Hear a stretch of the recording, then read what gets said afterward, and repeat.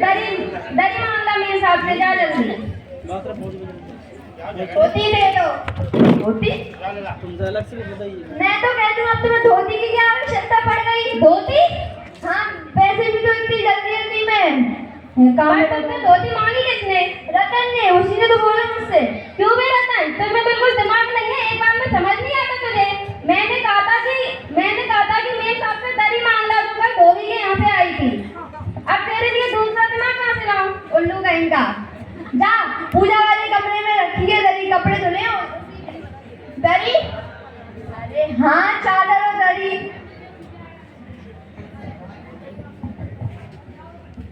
एक तुम्हारी ऊपर बैठी है उमा, मुंह फुलाए। मुंह फुलाए? हाँ। तुम उसकी माँ किस्मत की दवा हो। मैंने तुमसे पहले ही कहा था, अगर तुम्हारी बेवकूफी वजह से अगर लड़के वाले हमसे निकल गए ना, तो मुझे दूर मत देना। हाँ, मैं सब देख लूंगी। वो आई नहीं रही है, मैं कितनी कोशिश कर रही हूँ पर वो आई नहीं रही है। पर उसे हुआ क्या? अरे सारा मेकअप उसके सामने रख दिया, लेकिन वो तैयार ही नहीं हो रही। पता नहीं इस लड़की का कैसा दिमाग है। आजकल की लड़कियों के सारे तो पार्लर का कारोबार चलता है। ये सब तुम्हारे कारण हुआ है। पढ़ा लिखा के बीए करवा दिया, मैंने तो कहा था 12th पास करवा दो। आजकल की पढ़ाई समझ नहीं आती। मेरे जमाने का सही है, ABCD पढ़ लो, ओलम पढ़ लो, गिनती हो गए। आजकल के तो लक्षण ही अलग हैं। अच्छा, ग्रामोफोन बाजा होता है ना? दो तरह का होता है। एक आदमी का बनाया हुआ, अगर उसे चालू कर दो तो बंद किया जा सकता है, और एक परमात्मा का बनाया हुआ, अगर एक बार चालू हो जाए तो फिर दोबारा रुकने का नाम नहीं लेता। हटो, तुम तो ठिठोली बंदी करते रहते हो दिन भर। अब मैं जा रही हूँ उसे तैयार करने। हाँ तो फिर एक काम करना, बस उसे ना सही पाउडर, बस कौन सी बुरी है हमारी उमा, जाओ जाके तैयार करो उसे। हाँ, उसे तो मैं संभाल।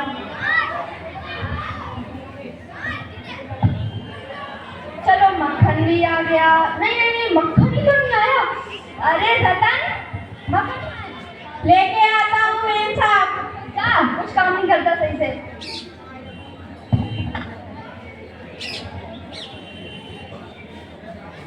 अरे साहब जी, वो लोग तो आ गए। तो तू यहाँ क्या खड़ा है? जा मक्खन लेकर आ। लेके आता हूँ। सारा चौपट करवाएगा। अरे आइए बैठिए।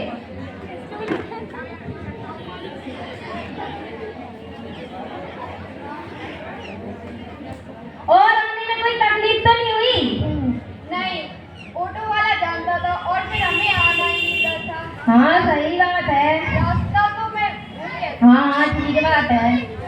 और शंकर बाबू, आपकी कॉलेज की छुट्टियां हो गई होंगी? नहीं, कॉलेज की छुट्टियां तो नहीं चल रही थी, वीकेंड चल रहा था जिसमें चला आया। अच्छा, और आपके कोर्स को खत्म होने में साल भर रहा होगा? नहीं, कोई यही 2 साल या 1 साल लगेगा। क्या 2 साल? हाँ। बात ये है साहब, ये शंकर 1 साल बीमार हो गया था। क्या बताएं, ये इसी उम्र में बीमारियां आती हैं। हाँ सही है। तो अपन बिजनेस की बातचीत कर लें। बिजनेस? अच्छा, बाद में करेंगे, पहले नाश्ता तो कर लीजिए। इसकी क्या जरूरत है? परेशानी क्यों उठा रहे हो? अरे इसमें परेशानी की क्या बात है? अरे भगवान सुनती हो, नाश्ता लेकर आओ। लीजिए, चाय नाश्ता कीजिए आप लोग, खाइए।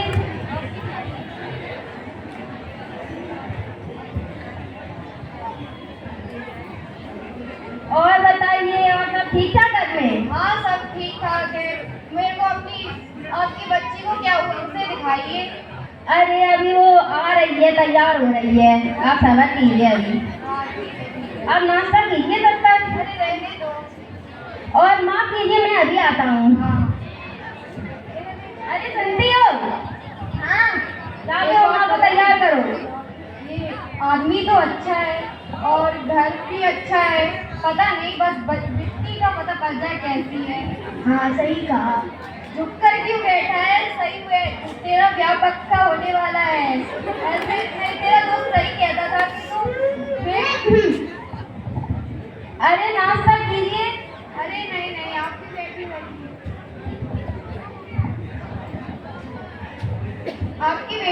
बुलाइए। हाँ आ रही है अभी। उमा आओ।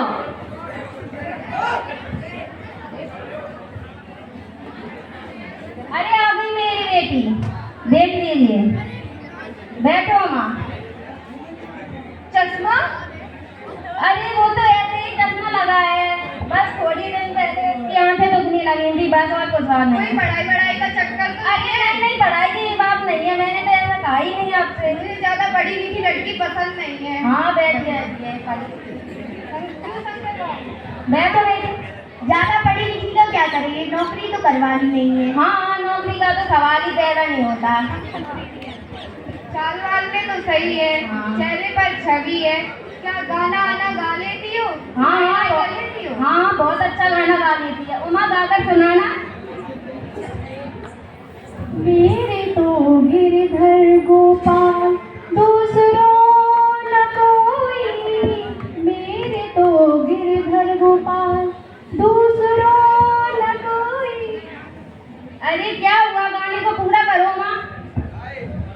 बस रहने तो, बहुत अच्छा गाती है आपकी बेटी। हाँ वो तो है ही। और सिलाई भी वो घर का पूरा सिलाई का काम वो ही संभालती है। पेंटिंग कर लेती है? हाँ उसने इतनी सारी तस्वीरें बनी है, सब इसने ही बनाई है। अच्छा बैठो बेटी बैठो। अरे माँ थोड़ी देर और बैठो, जरा उसे भी तो बोलने दीजिए। हाँ बोलो माँ, ये क्या कह रहे हैं?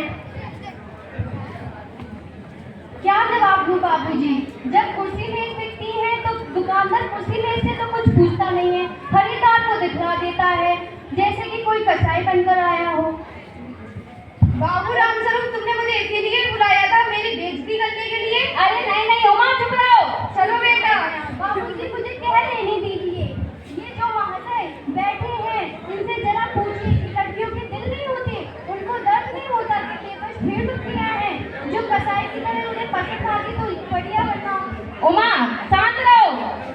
बहुत हुआ, तुमने मेरी बेइज्जती के लिए कोई भी कसर नहीं छोड़ी। मैं चलता हूँ, चलिए। जी हाँ, आप हमारी बेइज्जती कर रहे हैं, आप हमारी नापतोल कर रहे हैं। जरा आप इन अपने साहबजादे से पूछिए कि ये हॉस्टल में लड़कियों के इधर उधर क्यों घूमते हैं और वहाँ से कैसे भगाए गए थे। हॉस्टल? क्या तुम कॉलेज में पढ़ी हो? जी हाँ मैं कॉलेज में पढ़ी हूँ, मैंने भी BA पास किया है ना। मैंने कोई चोरी नहीं किया, मैंने कोई चोरी नहीं की, कोई पाप नहीं किया और ना आपके बेटे की तरह इधर उधर कायरता दिखाई हो। मुझे तो अपनी इज्जत और मान सम्मान का ख्याल तो है, लेकिन आप अपने बेटे से पूछिए कि इन्होंने नौकरानी के पैरों पड़कर कैसे वहां से भगाए गए थे। चलिए बापूजी यहाँ से। आपने मेरे साथ दगा किया है। आपकी बच्ची BA पास है और मुझे क्या बोल रहा है कि मेरी बच्ची पढ़ती नहीं